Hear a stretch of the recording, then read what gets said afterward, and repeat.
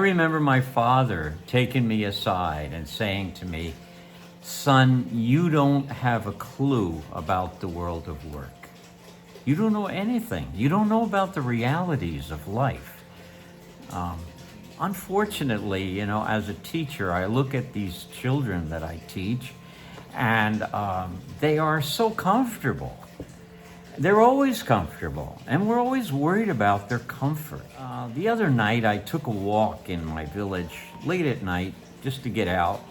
I had no reason to go to Family Mart or 7-Eleven, which is very close to my house, but I thought I'll just walk there. Maybe I'll buy some batteries or something, just to justify to me to get out of the house into the night sky.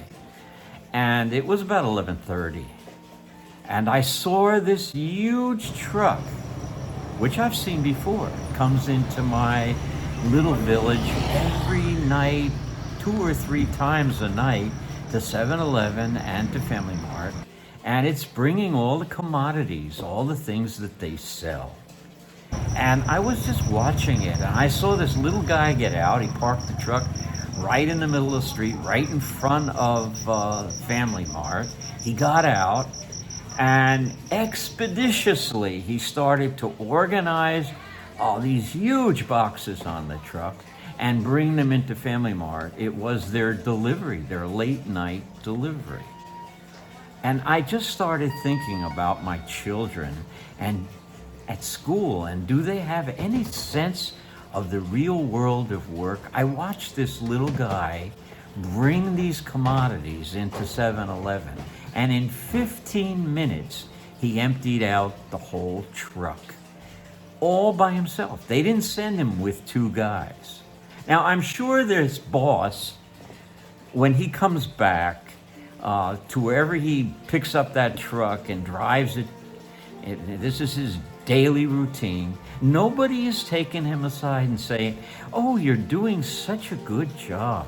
You're really quite a worker. We very much appreciate you working for our company." That doesn't happen. And our children that we teach every day in school, I always am amazed when I put them on labor, when they get a little bit uncomfortable, and I tell them, try to get as much done as you possibly can before the period ends.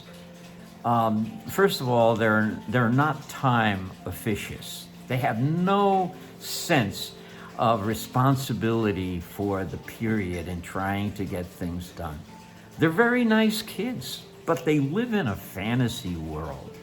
Their maids have their little breakfast all prepared, and their maids will probably make their beds and take care of their little room. And somebody during the day will worry about them not getting them enough praise, and they will say, "Oh, you're doing such a great job in school, and your teachers are so happy with your performance."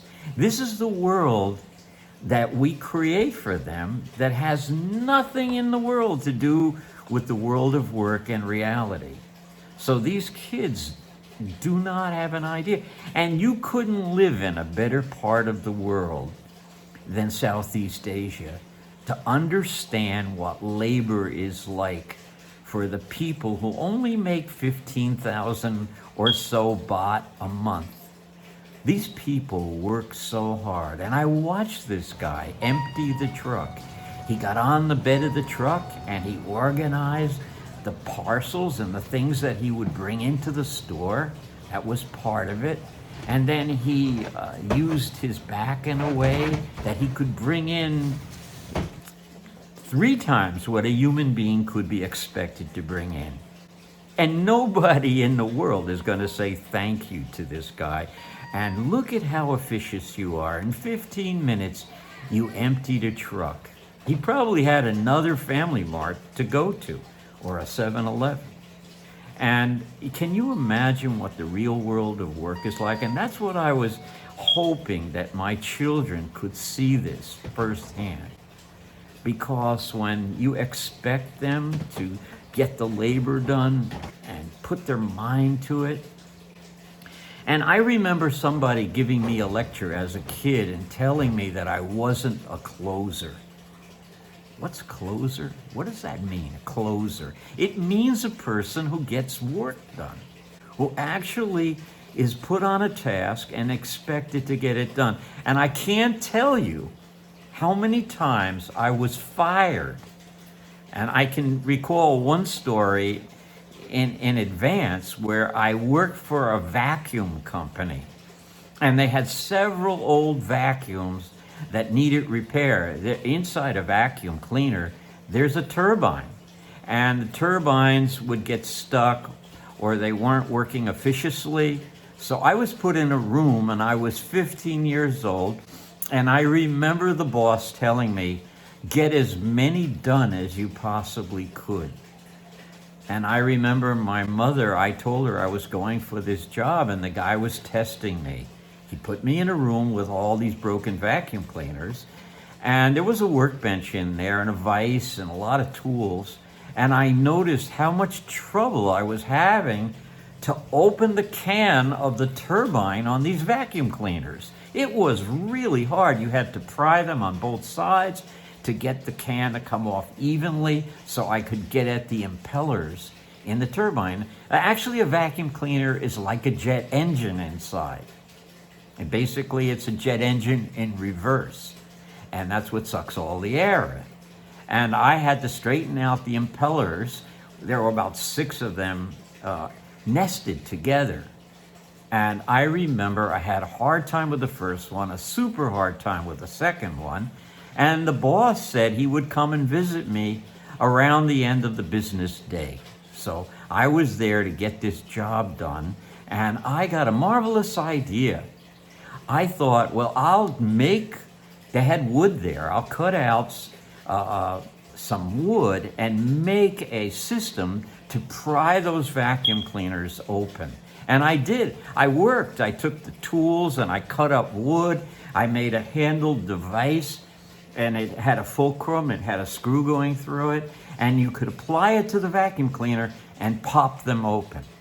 So the guy came back at 3:30 in the afternoon, and he asked me, looked me in the eye, and he asked me, how many vacuums did you get done today? I said, oh, well, I didn't get many done. I only got 4 done, but look at the tool I made to open them.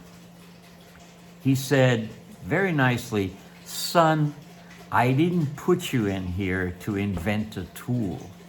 I put you on this task to get vacuum cleaners opened and repair them. I said, oh, but I did. And I made this tool that will, I thought he's going to praise me for my inventiveness, my idea how to open them more efficiently. He said, I'm sorry. We need to get these things done, and you didn't cut it. You didn't do it. Now, I got to tell you, this guy is not a family member. He's a stranger that I'm working for. And he put me on a task. So I got fired. He told me, pick up a check in the front office. Thank you for coming in today. And I said, well, I'll be in tomorrow. He said, no, you won't. No, you're finished here. And he looked me in the eye and he said, but thank you. I really appreciate you trying. And it's a very nice idea you had, but it's not exactly what I asked you to do. And I went home and my mother said, how did the job go? And I said, oh, the guy is a jerk. I made this machine to open the vacuum cleaners and he just fired me. My mother said, as she always did say, she looked me in the eye and she said, honey, I'm sorry. You're the jerk. When a man asks you to do something, it's a task. And you need to take a directive from a boss and learn how to take a directive and do what the guy directed you to do. Did you do that? I said, well, I invented this thing that would open my mother said, that's not what he asked you to do. And you got to learn to follow directions, as my mother would always tell me. And she said, don't ever say a man's a jerk, okay? Because you got to learn a lot about the work world, my dear. You're very naive about the work world. But I think as teachers, we have an obligation to teach kids about reality and what they can expect in the real world. And I don't think there's any place in the world in Southeast Asia than Bangkok, Thailand, to observe people at work.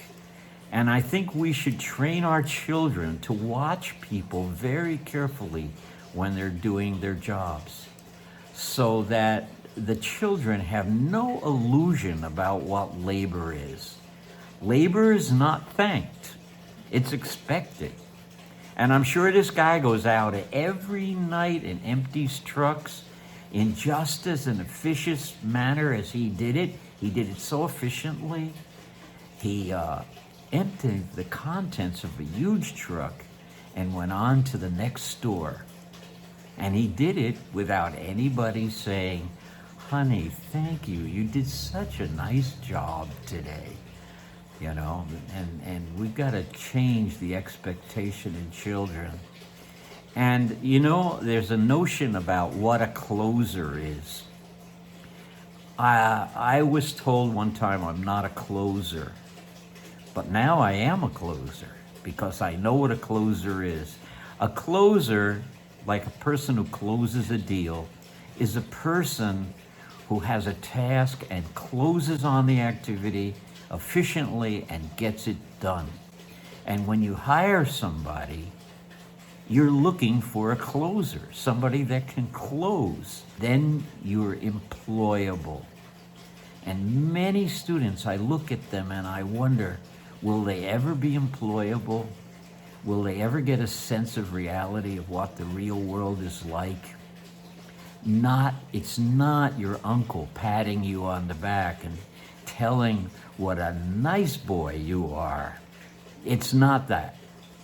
It's in your own ethic, your own work ethic, closing on a job that you have in front of you. And this ethic should be in every student. And they should have a sense of what the real world, the real work world is like. They need a dose of reality. And as teachers, it's our obligation to give those kids a sense, a dose of reality.